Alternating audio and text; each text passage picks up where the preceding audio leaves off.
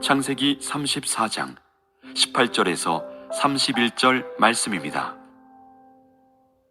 그들의 말을 하몰과 그의 아들 세겜이 좋게 여김으로 이 소년이 그 일 행하기를 지체하지 아니하였으니 그가 야곱의 딸을 사랑함이며 그는 그의 아버지 집에서 가장 존귀하였더라. 하몰과 그의 아들 세겜이 그들의 성읍문에 이르러 그들의 성읍 사람들에게 말하여 이르되 이 사람들은 우리와 친목하고 이 땅은 넓어 그들을 용납할 만하니 그들이 여기서 거주하며 매매하게 하고 우리가 그들의 딸들을 아내로 데려오고 우리 딸들도 그들에게 주자. 그러나 우리 중에 모든 남자가 그들이 할례를 받음같이 할례를 받아야 그 사람들이 우리와 함께 거주하여 한 민족 되기를 허락할 것이라. 그러면 그들의 가축과 재산과 그들의 모든 짐승이 우리의 소유가 되지 않겠느냐. 다만 그들의 말대로 하자. 그러면 그들이 우리와 함께 거주하리라. 성문으로 출입하는 모든 자가 하몰과 그의 아들 세겜의 말을 듣고 성문으로 출입하는 그 모든 남자가 할례를 받으니라. 제3일에 아직 그들이 아파할 때에 야곱의 두 아들 디나의 오라버니 시몬과 레위가 각기 칼을 가지고 가서 몰래 그 성읍을 기습하여 그 모든 남자를 죽이고 칼로 하몰과 그의 아들 세겜을 죽이고 디나를 세겜의 집에서 데려오고 야곱의 여러 아들이 그 시체 있는 성읍으로 가서 노략하였으니 이는 그들이 그들의 누이를 더럽힌 까닭이라. 그들이 양과 소와 나귀와 그 성읍에 있는 것과 들에 있는 것과 그들의 모든 재물을 빼앗으며 그들의 자녀와 그들의 아내들을 사로잡고 집 속의 물건을 다 노략한지라. 야곱이 시몬과 레위에게 이르되 너희가 내게 화를 끼쳐 나로 하여금 이 땅의 주민 곧 가나안 족속과 브리스 족속에게 악취를 내게 하였도다. 나는 수가 적은즉 그들이 모여 나를 치고 나를 죽이리니 그러면 나와 내 집이 멸망하리라. 그들이 이르되 그가 우리 누이를 창녀같이 대우함이 옳으니까.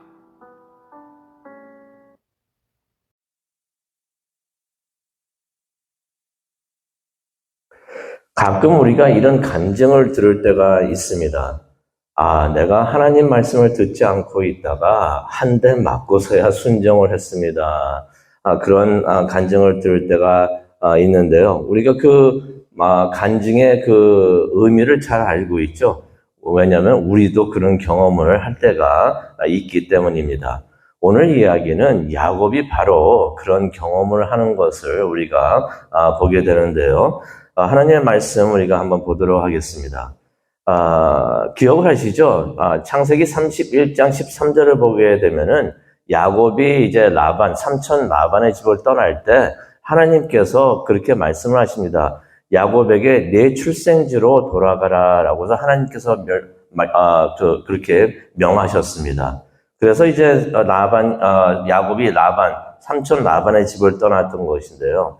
여기서 하나님께서 말씀하신 그 출생지는 어디를 의미하고 있냐면은 헤브론을 이야기하고 있습니다. 가나안을 이야기하고 있고 더 정확히 말하면은 헤브론으로 가라라고 말씀하셨습니다. 그런데 또 기억을 하시죠? 야곱이 그 헤브론을 떠나가지고 라반의 집으로 올 때 베델을 거쳐서 왔습니다. 그러면서 하나님께서 이제 그 베델을 다시 가게 하는 것을 말씀하셨는데, 그래서 베델을 거쳐가지고 헤브론으로 가는 것이 하나님의 뜻이었습니다. 우리가 이것을 기억하기를 원하는데요. 하지만 야곱이 형 에서를 속이면서, 그 참 아쉽습니다. 20년 전에 형을 속여가지고 그렇게 형제가 갈라졌었는데 20년 만에 만나자마자 또 형을 속입니다. 그렇게 형을 속여가지고 간 곳이 어디였는가? 베델이라도 갔으면은 좀 이해를 할 텐데 세겜이라는 곳에 갑니다.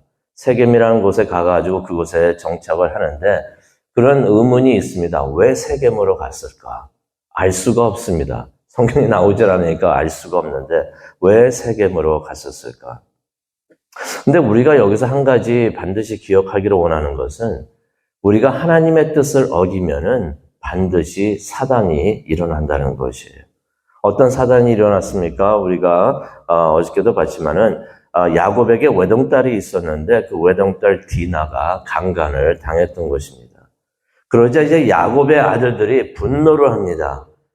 그러면서 이제 강간을 한 세겜의 집안과 서로 이제 계략 싸움을 합니다. 계략 싸움을 하는데 서로 속이려고 하죠. 속이면서 막 그런 계략 싸움을 하는데 세겜과 그 세겜의 집안은 어떤 계략을 세우는가? 결혼을 빙자로 해가지고 야곱의 재산을 다 빼앗으려고 합니다. 또 야곱의 아들들은 또 어떤 계략을 세웁니까?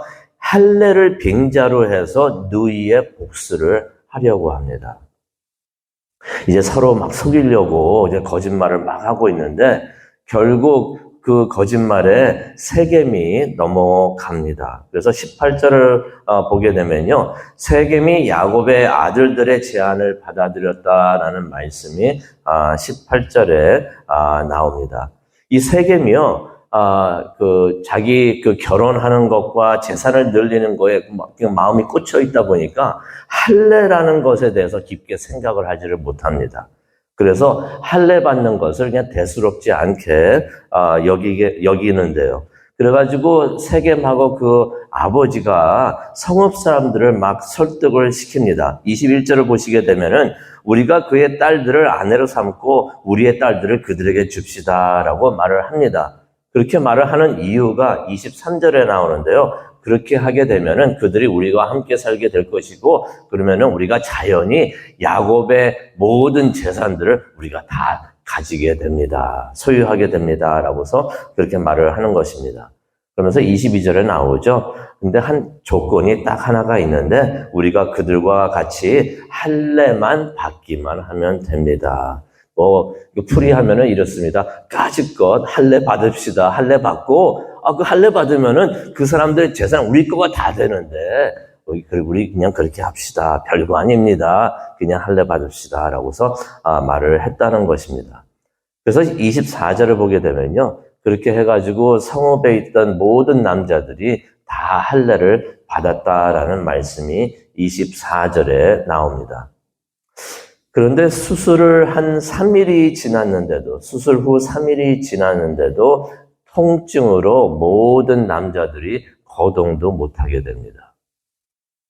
바로 그때 야곱의 아들들, 그 중에서 시므온과 레위가 등장을 하는데요. 시므온과 레위가 그들을 습격했다라는 말씀이 25절에 나옵니다. 왜 시므온과 레위인가? 시므온과 레위는 디나의 친오빠가 됩니다. 다른 오빠들은 다른 어머니가 다르죠.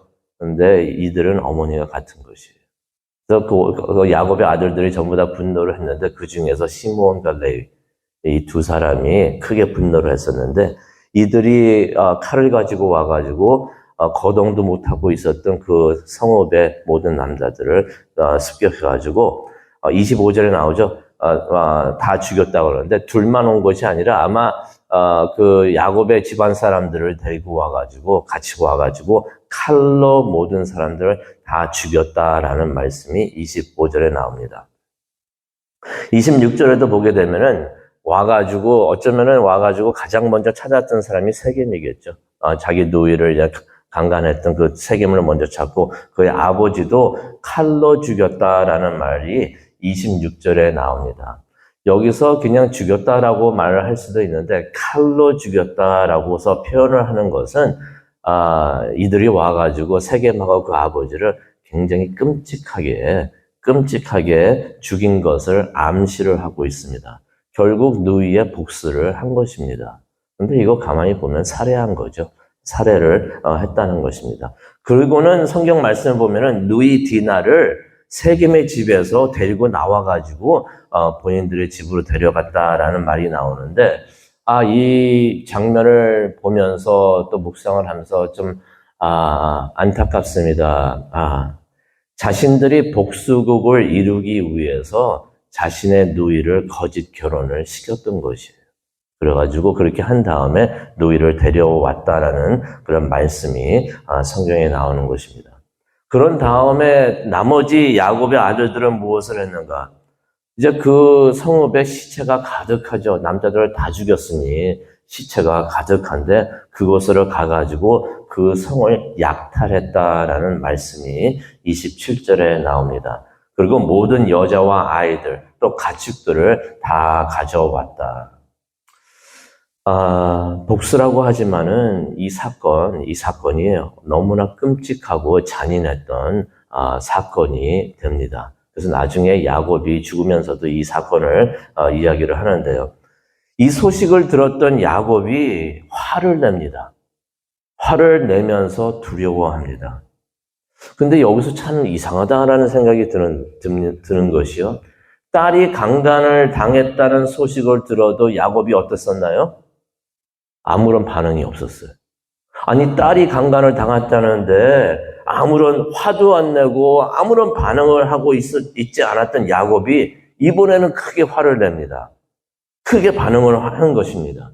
그러면서 그 반응하는 것이 30절에 나오죠. 근데 30절에 나오는 말씀을 한번 우리가 보기를 원하는데요. 30절을 보니까 이런 말 합니다. 너희가 내게 화를 끼쳐가지고 나로 하여금 이 땅의 족속에게 악취를 내게 했구나. 이 사람들에게 내가 나쁜 냄새가 나게 나쁜 사람으로 보이도록 너희들이 했구나라고서 말을 합니다. 이게 도대체 무슨 말입니까? 30절을 계속해서 읽어보니까 그 말뜻을 이해를 하겠습니다. 이제 그들이 뭉쳐가지고 나를 칠 것이고 나를 죽이리니 이제 나와 내 집이 망하게 됐구나. 야곱이요, 이 난리 속에서도 자신의 안전만을 생각하고 있었던 것이에요. 아니, 딸이 강간당해가지고 얼마나 힘들어했겠습니까? 딸이 마음 아파하면서 낙심하면서 너무나 힘들어하고 모든 집안 사람들이 아이고 이거 어떡하나 하고서 괴로워하고 있을 때도 야곱은 가만히 있었어요. 아무 말 안 하고 가만히 있었어요. 그런데 이제 이런 사단이 일어나고 아들들 때문에 뭐라고 말합니까? 이제 내가 죽게 됐구나. 이 난리가 나는 가운데서도 야곱은 자신의 안전만 생각을 하고 있었다는 것을 이 말씀을 통해서 우리가 보게 됩니다. 이 말을 들었던 아들들, 그런 아버지의 모습을 보면서 몹시나 못마땅하게 생각을 합니다. 그래서 따지죠. 따지는 장면이 31절, 마지막 절 31절에 나옵니다. 이렇게 따집니다. 그러면 그가 우리 누이를 창녀처럼 대해도 된다는 말씀입니까?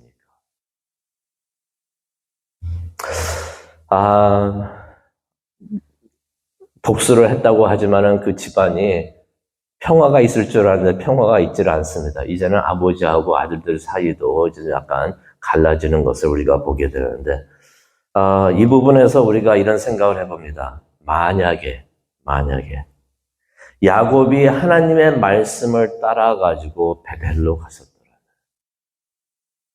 베델로 갔어야 됐는데, 하나님이 베델을 거쳐가지고 가나안 헤브론으로 가라고 하셨는데, 왜 그 말씀을 듣지 않았는지를 모르겠어요.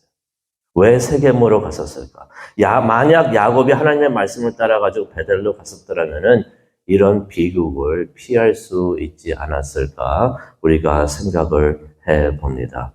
그러면서 우리가 깨닫게 됩니다. 꼭 우리가 하나님의 말씀을 어기면은 이런 일이 일어난다는 것입니다.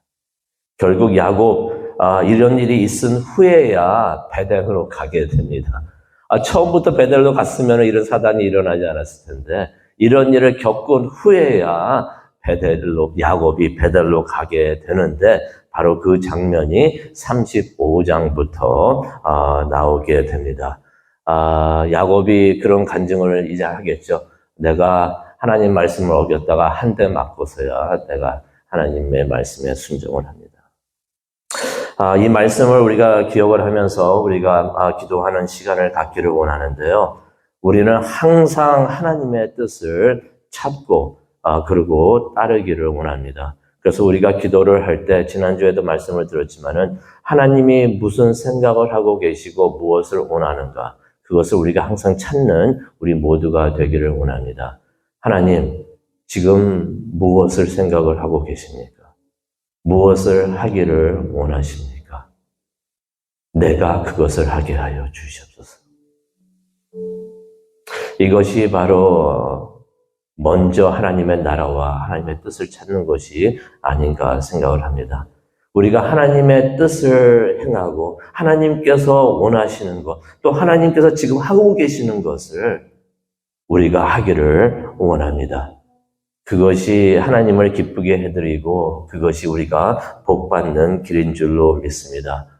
한 대 얻어맞고 하나님의 말씀에 순종했습니다. 그런 간증을 하는 것이 아니라 항상 주님의 뜻을 찾고 순종해서 내가 오늘도 하나님과 동행을 합니다라고 간증을 할 수 있는 우리 모두가 되기를 간절히 축원합니다. 기도하시겠습니다. 하나님, 오늘 이 아침도 하나님을 찾아서 하나님을 예배하고 말씀을 듣는 이유가 있습니다. 오늘도 하나님의 뜻을 깨닫기를 원합니다. 깨닫는 것으로 멈추는 것이 아니라 그 말씀을 순종하기를 원합니다. 그런 마음을 우리에게 주시옵소서. 하나님의 뜻을 알고 그대로 행하여서 하나님을 기쁘게 해드리고 하나님께 영광 돌려드리고 하나님과 동행하는 우리 모두, 또 우리 가족, 또 우리 교회가 되기를 간절히 소원합니다. 이루어 주시옵소서. 그것을 위해서 기도하기를 원합니다. 성령님 함께하여 주시고 인도하여 주시옵소서. 감사합니다. 예수님의 이름으로 기도합니다. 아멘.